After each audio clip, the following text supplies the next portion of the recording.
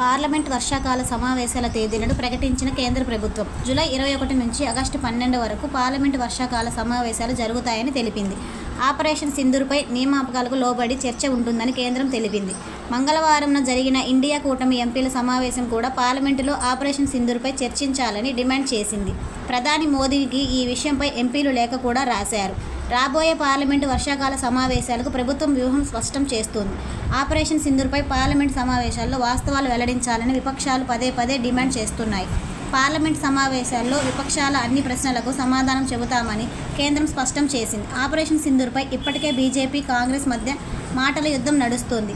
Operation సింధూర్తో పాటు షాక్లో కాల్పుల విమర్శపై వివరాలు వెల్లడించాలని విపక్షాలు డిమాండ్ చేస్తున్నాయి. ఈ నేపథ్యంలోనే కేంద్ర మంత్రి కిరణ్ రిజిజు బుధవారం నాడు రాబోయే పార్లమెంట్ వర్షాకాల సమావేశాలు జూలై 21 నుంచి ఆగస్టు 12, 2025 వరకు జరుగుతాయని ప్రకటించారు. ఆపరేషన్ సింధూర్ తర్వాత జరుగుతున్న మొదటి పార్లమెంట్ సమావేశాలు కావడంతో ఈ సమావేశాన్ని చాలా ముఖ్యమైనదిగా భావిస్తారు. రక్షణ మంత్రి రాజ్నాథ్ సింగ్ అధ్యక్షతన జరిగిన పార్లమెంటరీ వ్యవహారాల కేబినెట్ కమిటీ సమావేశంలో పార్లమెంట్ సమావేశాల తేదీలను నిర్ణయించినట్లు కిరణ్ రిజిజు తెలిపారు. ఈ సమావేశంలో అనేక ముఖ్యమైన శాసనసభ పనులతో పాటు ప్రతిపక్షాలు లేవనెత్తిన ప్రశ్నలు కూడా చర్చించే అవకాశం ఉంది.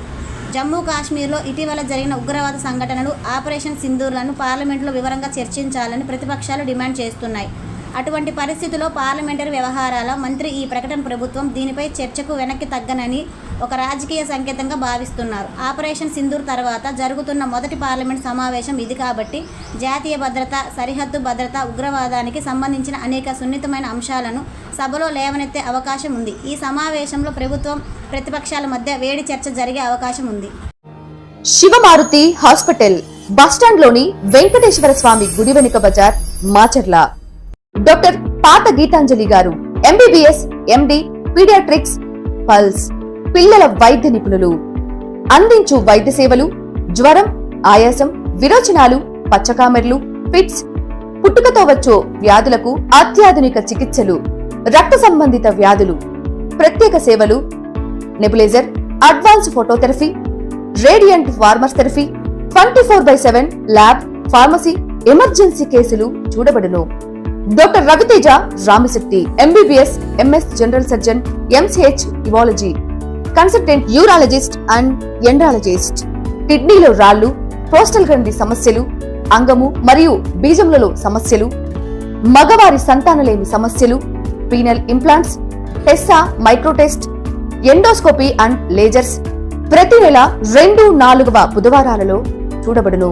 వివరాలకు సంప్రదించండి.